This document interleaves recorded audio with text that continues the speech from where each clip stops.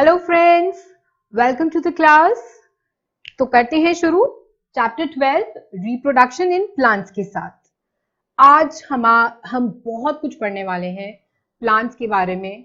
आप प्लांट्स की basic qualities, nutrition, photosynthesis वो सब पहले भी पढ़ चुके हैं, पर आज हम बेसिकली बात करेंगे प्लांट्स की रिप्रोडक्शन की, कि एक से बहुत सारी स्पीशीज कैसे फॉर्म होती हैं। सो टू स्टार्ट विथ, सबसे पहले जानते हैं रिप्रोडक्शन क्या होता है। तो the process of producing young ones of same species, इसका क्या मतलब है? चाहे रिप्रोडक्शन प्लांट्स में हो चाहे ह्यूमन बींग्स में हो, रिप्रोडक्शन का जो फॉर्मूला है, जो डेफिनेशन है, वो सबके लिए सिमिलर है। दैट इट्स अ प्रोसेस जहां पे सेम स्पीशीज के यंग वंस प्रोड्यूस किए जाते हैं, प्रोजेनी आगे बढ़ती है। और इसी बेसिस पे हम रिप्रोडक्शन को दो पार्ट्स में डिवाइड करते हैं। First is asexual reproduction and the second is sexual reproduction. Now what is the difference between both of them? यही हमारा आज का टॉपिक रहेगा, जो हम बहुत डिटेल में पढ़ेंगे। But basically to start with, it is a type of reproduction where new plants are obtained from other parts than the seeds. So सबसे important बात यही है कि asexual reproduction में हम प्लांट के दूसरे पार्ट्स को यूटिलाइज करते हैं, सीड्स को छोड़कर। और अगर हम दूसरी तरफ सेक्सुअल रिप्रोडक्शन की बात करते हैं, तो it is a type of reproduction where new plants are obtained only from seeds. तो सबसे बेसिक डिफरेंस यही है।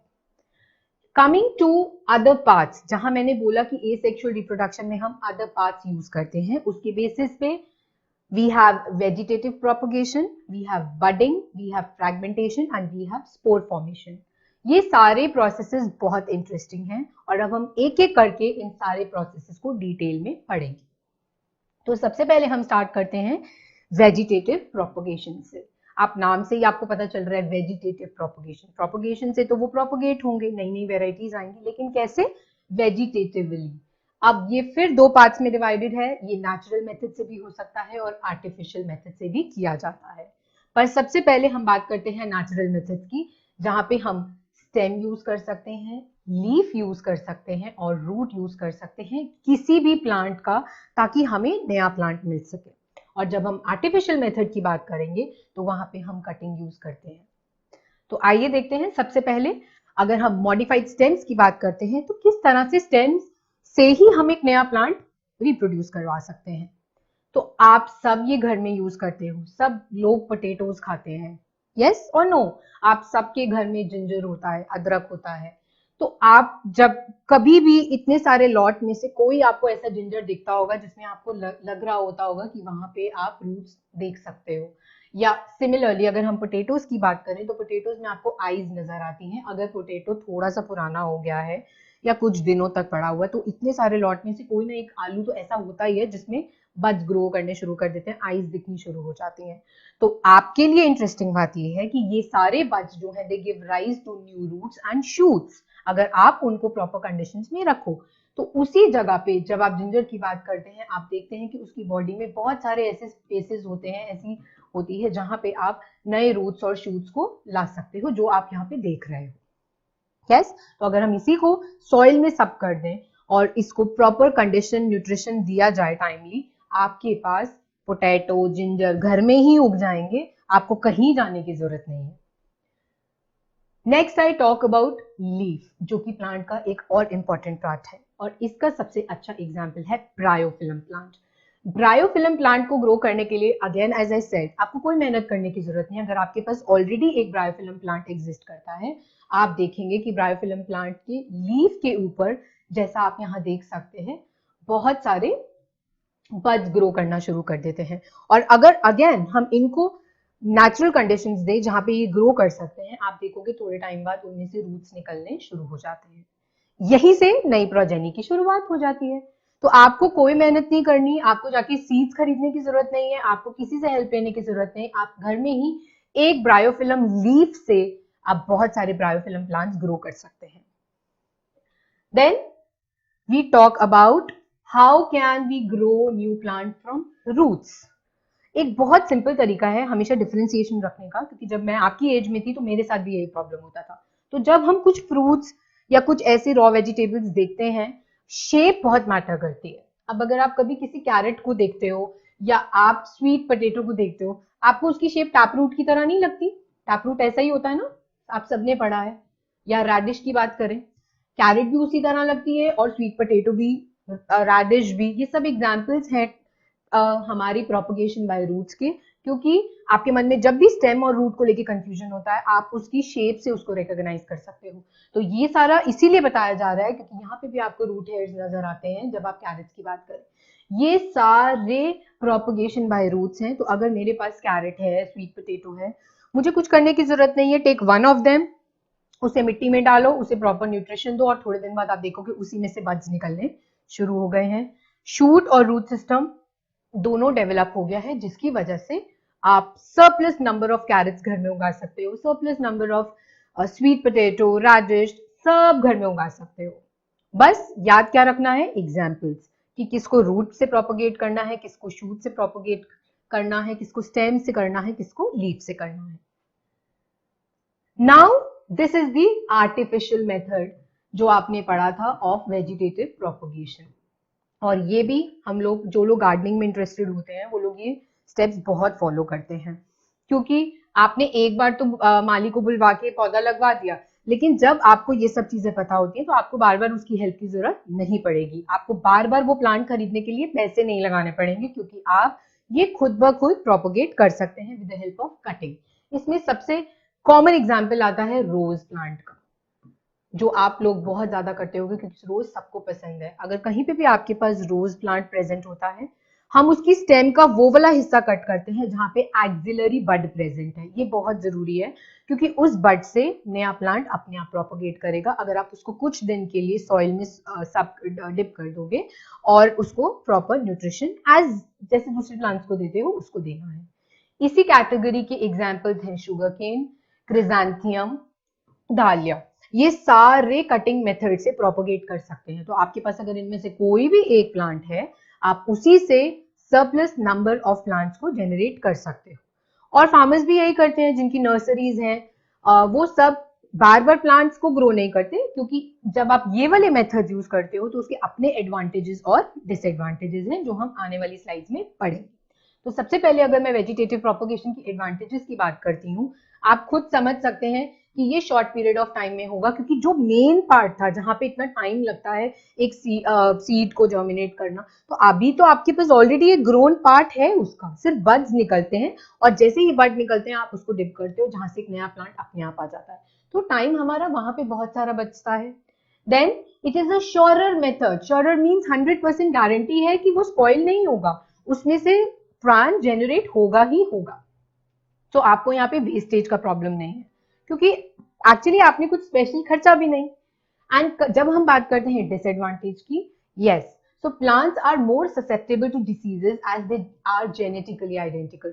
क्योंकि यहाँ पे आपने कुछ भी मिक्स ब्रीडिंग, सिलेक्टिव ब्रीडिंग नहीं की, तो यहाँ पे डिसीजेस के चांसेस थोड़े से ज्यादा हो जाते हैं। And then plants grow very close to each other and thus compete for resources and nutrients. यही एग्जाम्पल जो मैं बोलती हूँ कि जब आप उनको साथ साथ ग्रो करते हो तो क्या होता है, कंपटीशन होता है, क्योंकि सनलाइट भी उतनी आ रही है, वाटर भी उतना मिल रहा है और कार्बन डाइऑक्साइड भी उतनी रिसीव हो रही है। तो पास पास होने का डिसएडवांटेज यही है, रिसोर्सेज की कमी हो जाना। तो या तो कोई अंडर डेवलप्ड हो जाएगा या कोई ओवर डेवलप्ड हो जाएगा। So I think children, vegetative propagation सबको बहुत क्लियर है, बहुत सिंपल मेथड्स हैं। अब ये आप अपने घर में लॉजिकली भी लगा सकते हो and you can yourself become a very good farmer. Now let's talk about the other methods. Vegetative propagation के बाद हमने जो सेकंड स्टेप देखा था, जहां पे हम एसेक्सुअल रिप्रोडक्शन फॉलो करते हैं, वो है budding.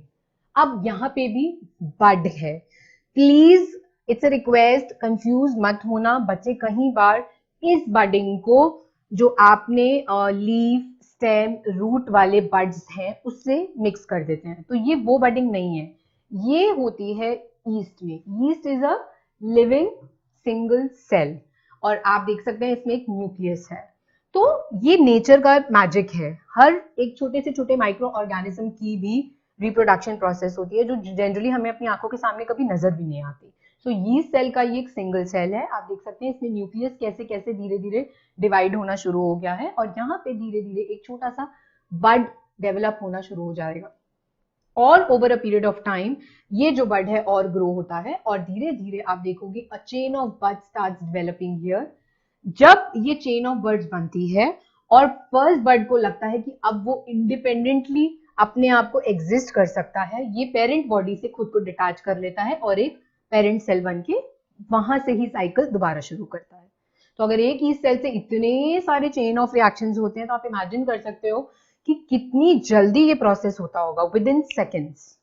I have practically done this in a laboratory. बस फर्क इतना है कि आपको यीस्ट सेल को उसका खाना देना है विच इज शुगर्स, और वो उसको कहां से मिलती है? अगर आप मिल्क, ल्यूकवार्म मिल्क रखना है, बहुत ज्यादा टेम्परेचर नहीं करना और बहुत कम भी नहीं करना, बिकॉज वो उसका फूड है। अगर आप टेम्परेचर थोड़ा सा भी इधर उधर कर दोगे तो ग्रोथ ढंग से नहीं होगी और उसको मिल्क में जो लैक्टोज शुगर्स होती है यीस्ट उसको कंज्यूम करता है और इसी वजह से विद इन सेकेंड्स एक सेल जो है वो चेन ऑफ सेल्स में बदल जाता है, right? And that is the reason. आपको पता है हम यीस्ट सेल्स कहाँ यूज करते हैं? हम बेकरी इंडस्ट्री में इनको सबसे ज्यादा यूज करते हैं, क्योंकि जैसा आप देख सकते हो एक सेल से विद इन सेकेंड्स ये कैसे चेन ऑफ सेल्स में कन्वर्ट हो जाता है। तो जब आप इतना सा यीस्ट जो है बेकरी इंडस्ट्री में, चाहे आप केक्स यूज करते हो, चाहे आप ब्रेड्स बनाते हो, उसमें आप डालते हो, तो क्या होता है जब आप उसको उसके टेम्परेचर, सूटेबल टेम्परेचर और फूड के साथ रखते हो तो थोड़ी देर में ये सेल्स ऐसे ऐसे ग्रो करते हैं जिसकी वजह से उसमें फ्लफीनेस आनी शुरू हो जाती है। सॉफ्टनेस, फ्लफीनेस सब इस यीस्ट सेल की ग्रोथ से आती है। And this diagram children is very very important. इस चैप्टर में आप जितने भी डायग्राम्स देखोगे सब बहुत इंपॉर्टेंट है from your examination point of view. Okay, so with this we move to the next step and that's called fragmentation. अब अगेन फ्रैगमेंट्स का मतलब क्या होता है इंग्लिश भाषा में? टुकड़े। या आप सबने कहीं ना कहीं पानी के ऊपर ये हरे रंग की लेयर देखी है जिसको हम कई भाषा में काई भी बोलते हैं। यस, कभी कभी तो वो बिल्कुल फैली हुई होती है, कभी कभी आप देखोगे छोटे छोटे पैचेस में होती है। यस, और कभी कभी आप देखोगे वो बड़े बड़े पैचेस खुद छोटे छोटे पैचेस में टूट रहे हैं। एक्चुअली में एल्गे भी आपको पता है एक लिविंग सेल है। यस, सो जब हम माइक्रोस्कोपिक स्टडी देखते हैं एक एल्गे की, ये है हमारा पेरेंट बॉडी, यानी एक्चुअली में this is a parent cell. तो जब ये इतना बड़ा हो जाता है कि उसको लगता है अब वहां से डिटैचमेंट आनी शुरू होती है, जिससे वो छोटे पीसेस में अपने आप को डिस्ट्रीब्यूट खुद करता है और यहां से हर छोटा टुकड़ा एक पेरेंट बॉडी बन जाता है, जिससे ये प्रोसेस यहां से फिर शुरू होता है, राइट? जैसा मैंने बताया, अगर आपको कहीं पे भी दिखेगा एक वो पैच बहुत बड़ा हो गया है एल्गे का, वो थोड़े टाइम के बाद अपने आप बड़ा पैच छोटे छोटे फ्रैगमेंट्स में टूट जाता है, जो इस स्टेप में हो रहा है।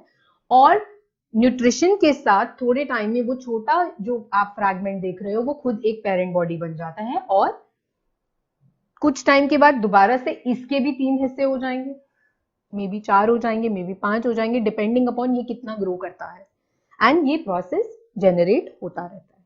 So very simple and the example algae, और इस एल्गे का नाम होता है स्पायरोगायरा। सो एग्जाम्पल लर्न करना भी बहुत जरूरी है। विच algae? Spirogyra.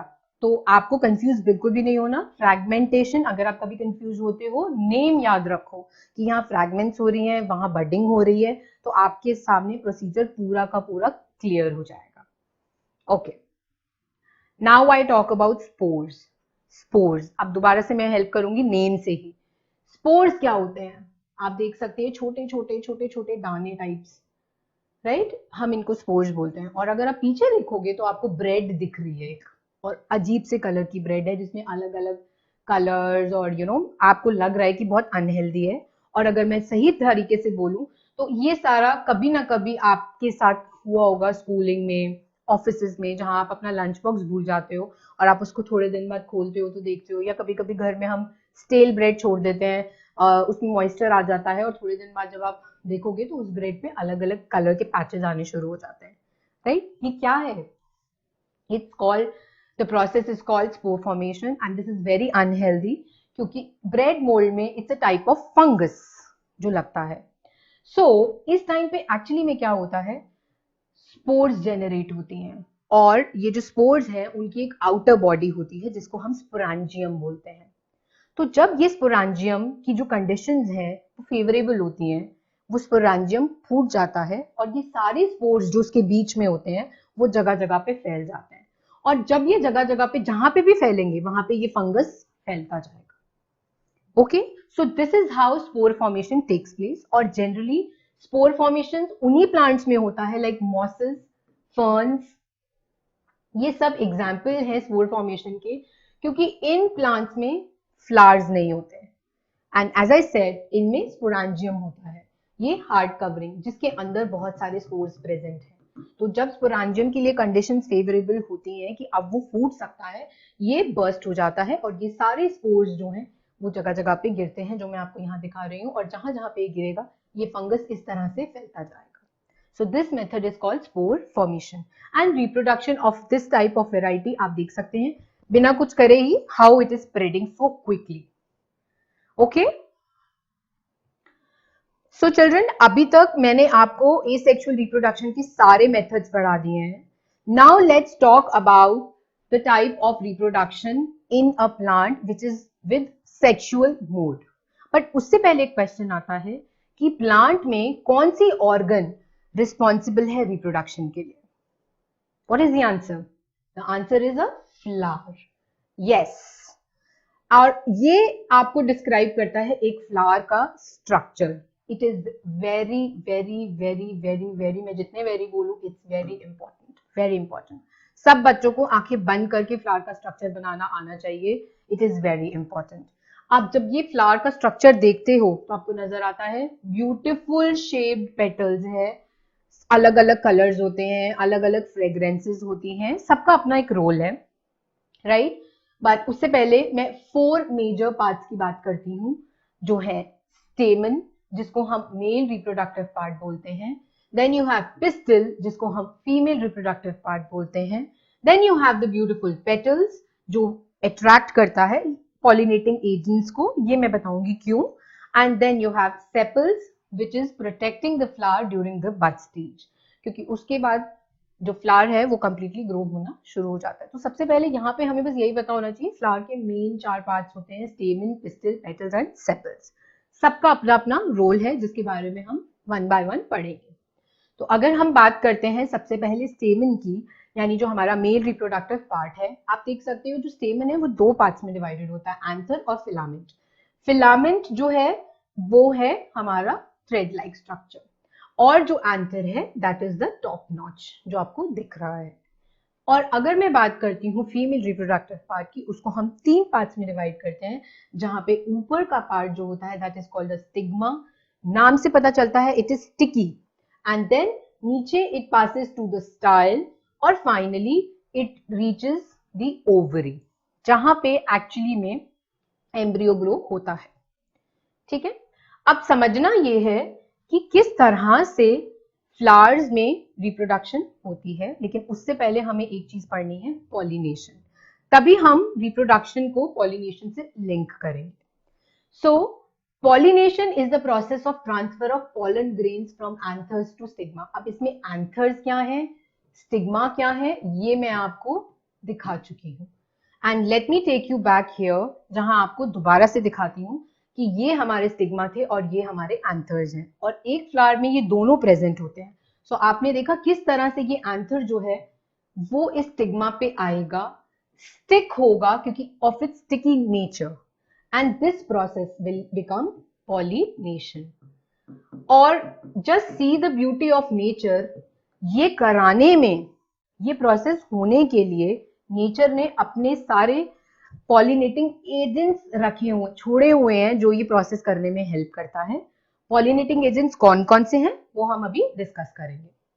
So I think सबसे पहले आपको ये क्लियर होना चाहिए कि एक्चुअली में कैसे एंथर स्टिग्मा में ट्रांसफर हुए, जिसको हम पॉलिनेशन बोलते हैं.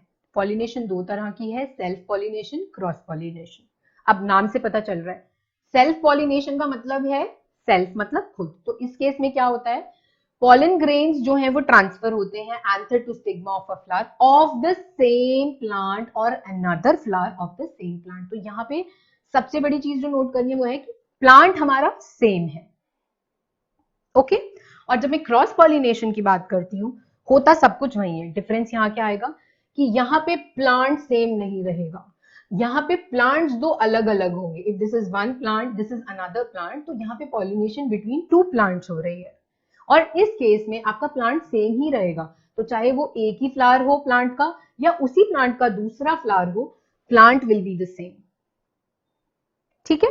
और इसी बेसिस पे आपको ये भी पता होना चाहिए कि हमारे फ्लावर्स दो तरह के होते हैं, यूनिसेक्सुअल फ्लावर और बाइसेक्सुअल फ्लावर। अब यहां नाम से पता चल रहा है bi means two and uni means one.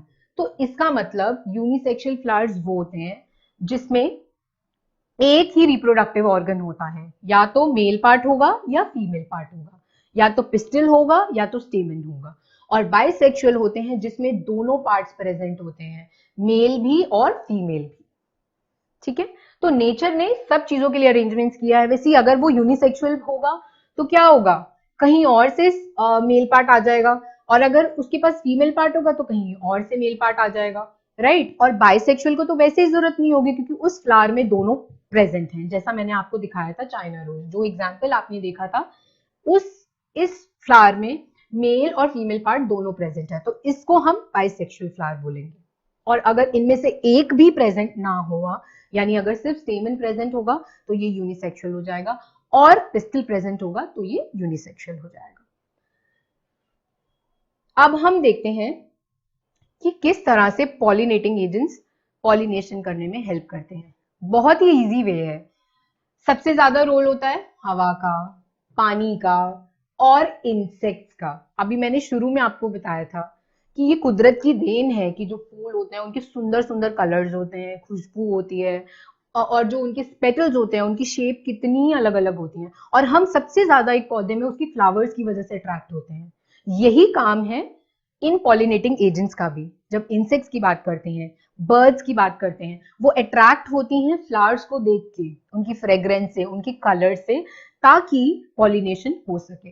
तो क्या होता है, जब वो कोई भी इंसेक्ट जो है वो किसी फ्लावर पे आके बैठता है, तो जो पॉलन ग्रेन्स, जो मेल पार्ट आपने पढ़ा, जो आपने यहाँ पे देखा, ये जब फ्लावर पे आके बैठेगा तो क्या होगा, ये सारे उनकी बॉडी पे कहीं ना कहीं स्टिक हो जाएंगे। यस। अब कोई गारंटी थोड़ी है कि वो ही बर्ड जो है वो कहीं और नहीं जाएगा पूरे दिन में, वो किसी और फ्लावर पे जाएगा, क्योंकि उसे थोड़ी पता है कि कहाँ जाना है। उसे जो अट्रैक्टिव लगेगा वो वहीं चला जाएगा। तो जब वो जाएगा, जो भी उसकी बॉडी पे चिपका है वो सारा दूसरे फ्लावर पे जाके स्टिक हो जाएगा। And this is how pollination takes place. ये तो रोल है इंसेक्ट्स का। जब हम विंड और वाटर की बात करते हैं, आपने बहुत बार देखा होगा, बिकॉज पॉलन ग्रेन्स बहुत हल्के होते हैं, अगर तेज हवा आती है पॉलन ग्रेन्स हवा से भी उड़ जाते हैं। तो हो सकता है जब वो हवा से चारों तरफ फैल जाते हैं तो वो किसी ना किसी फ्लावर के ऊपर जाके गिरेंगे। यही लॉजिक है बारिश का। जब बहुत तेज बारिश आती है तो सिमिलरली पॉलन ग्रेन्स जो हैं बिखर जाते हैं with the help of water, and they land on any other flower, same flower. ये सब नेचुरली होता है एंड पॉलिनेशन टेक्स प्लेस। तो इसमें किसी का कोई टारगेट नहीं है, सब कुछ नेचुरली अपने आप हो जाता है। Yes. So it's really beautiful to understand. Now let's see, जब हमारी पॉलिनेशन हुई, उसका नेक्स्ट स्टेप है हमारा fertilisation, which is very important. तो अब हमारे पॉलन ग्रेन्स तो लैंड हो गए स्टिग्मा में, उसके आगे क्या हुआ, उसके आगे ये हुआ, pollen tube grows and reach the ovule. Male gametes enter into the ovules and over there fusion of male and female gametes takes place and a zygote is formed. अब मैं ये आपको दिखाती हूँ पीछे ले जाकर, जहां पे हमने फ्लावर का डायग्राम किया था। ये आपने देखा, यहाँ पे आपके पॉलन ग्रेन्स लैंड हुए। यस। उसके बाद क्या होगा, जब पॉलन ग्रेन्स यहाँ पे स्टिक हो जाएंगे, वो धीरे धीरे थ्रू स्टाइल जाएंगे आपकी ओवरी में, जहां पे ओव्यूल्स प्रेजेंट हैं। फर्टिलाइजेशन होगा and embryo will be formed here. So this is what we want, embryo, क्योंकि इस एम्ब्रियो के जनरेट होने से हमारा फर्टिलाइजेशन प्रोसेस कंप्लीट होता है। और अब इसके बाद हम थर्ड स्टेप की तरफ मूव कर सकते हैं, जहां पे आपको याद रखना है कि जो भी आपकी ओवरी होगी वो फ्रूट में कन्वर्ट हो जाएगी, और जो आपकी ओव्यूल्स होंगे वो सीड्स में कन्वर्ट हो जाएंगे। ये क्वेश्चन पेपर में बहुत बार आता है कि फर्टिलाइजेशन के प्रोसेस के बाद क्या होता है। तो सबसे इंपॉर्टेंट बात यह है, जब फर्टिलाइजेशन कंप्लीट हो जाती है तो जो आपकी ओवरी है वो फ्रूट में बदल जाती है और जो ओव्यूल्स होते हैं वो सीड्स में बदल जाते हैं और जो पेटल्स हैं फ्लावर के वो अपने आप गिर जाते हैं। सो this is a very very important thing जो आपको पता होगा और आपने हमेशा ऑब्जर्व किया होगा कि जब भी फ्लावर्स आते हैं प्लांट में, फ्रूट्स हमेशा उसके बाद आते हैं, और अगर किसी प्लांट में फ्लावरिंग नहीं हुई तो फ्रूट्स भी नहीं आएंगे, क्योंकि फ्लावरिंग के बाद ही फ्रूटिंग होती है, क्योंकि वही चेंज होता है फ्रूट्स में। Alright, okay. नाउ एक क्वेश्चन और है डिस्पर्सल ऑफ सीड्स का। अब सीड्स का डिस्पर्सल होना क्यों जरूरी है, डिस्पर्स होना क्यों जरूरी है? मेरे लिए ये इंपॉर्टेंट क्यों है कि सीड्स एक जगह से दूसरी जगह जाएं, उसका हमारे प्रोसेस पॉलिनेशन में या रिप्रोडक्शन में क्या रोल है? चलिए एक एक करके सब पढ़ते हैं। जब हम बात करते हैं विंड की, एक्सप्लोजन ऑफ फ्रूट, वाटर और एनिमल्स, ये 4 एस्पेक्ट्स हैं जो हमारी सीड्स के डिस्पर्सल में हेल्प करते हैं, यानी सीड्स को एक जगह से दूसरी जगह पे कैरी करने में हेल्प करते हैं। क्योंकि जैसे कि मैं बात करती हूँ कॉटन प्लांट की, और आप देख सकते हैं दिस इज द एग्जांपल जो विंड से डिस्पर्स होता है। Nature, again nature, beautiful nature, उन्होंने सबको बनाया इस तरह से है और उनका इंतजाम भी उसी तरह से किया है। जब हम कॉटन की सीड्स देखते हैं, आप कभी भी नोटिस करना, पहले तो वो बहुत ही लाइट वेट होते हैं, दूसरा उसमें हेयर्स होते हैं, राइट? उन हेयर की हेल्प से, लाइट वेट होने की वजह से वो हवा के साथ बहुत इजीली कैरी हो पाते हैं एक जगह से दूसरी जगह पे। सो क्या होगा अगर कॉटन प्लांट कहीं पे भी है, उसके सीड्स इतने हल्के होते हैं, तेज हवा आएगी, वो कहीं पे भी है, वो विंड की हेल्प से कहीं और जाके उसके सीड्स गिरेंगे और may be by God's grace वो मिट्टी में चलते फिरते दब गए, नेचर की कृपा रही, उसको सनलाइट मिली, सब कुछ मिला, और थोड़े टाइम के बाद अननोइंगली वहां पे एक प्लांट उग जाता है। ऐसा बहुत बार होता है। आपने कभी हॉन्टेड हाउसेस देखे हैं, या अगर हम फॉरेस्ट की बात करें, जंगलों की बात करें, वहां पे कोई ऐसा नहीं है जो एक्चुअली में इंटेंशनली जाके पौधे लगाते हैं। अपने आप देखते हो बिना किसी के होते हुए भी वहां पे कभी ना कभी आपके आसपास भी हुआ होगा, आपने कुछ भी नहीं किया और आप देखते हो अरे यहाँ पे पौधा कैसे उग गया। It is due to dispersal of seeds. क्योंकि जैसे एग्जाम्पल मैंने विंड का दिया है, वैसे एक्सप्लोजन ऑफ फ्रूट। अब अगर हम मटर की बात करते हैं, घर में कभी करके देखा है, उसको खोलने की आपने हेल्प कोशिश की है? कभी भी ऐसा नहीं होता कि सारे मटर के दाने आपके हाथ में आ जाएंगे, कुछ यहाँ गिर गए, कुछ यहाँ गिर गए, कुछ यहाँ गिर गए। यही लॉजिक नेचर में लगता है। जब कभी भी जो मटर की लेयरिंग होती है, जो कवर होता है, जब वो ड्राई हो जाता है तो वो अपने आप फूट जाता है। तो जब वो पेड़ पे होगा, आप इमेजिन करो कि अगर वो स्किन उसकी ड्राई हो गई है, जब वो खुलेगा तो मटर के जो बीच में सीड्स हैं वो जगह जगह पे अपने आप बिखर जाएंगे। एंड अगर ऊपर वाले की कृपा रही तो क्या होगा, उनको उनका नेचुरल फूड, सनलाइट, वाटर सब कुछ बराबर से मिलेगा, तो हर जगह पे एक मटर का पेड़ अपने आप उग जाएगा।